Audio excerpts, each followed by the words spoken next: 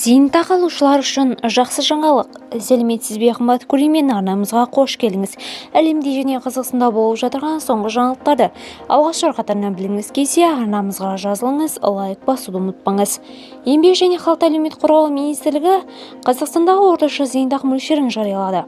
Ведомство мәліметінше жыл басынан бері қазақстандықтарға 3,1 триллион теңгеден аса зейнетақы төленген. Оның ішінде базалық зейнетақы төлеуге 1 триллион 22,1 миллиард теңге, ынтымақты зейнетақы төлеуге 2 триллион 136 миллиард теңге қарастырылған.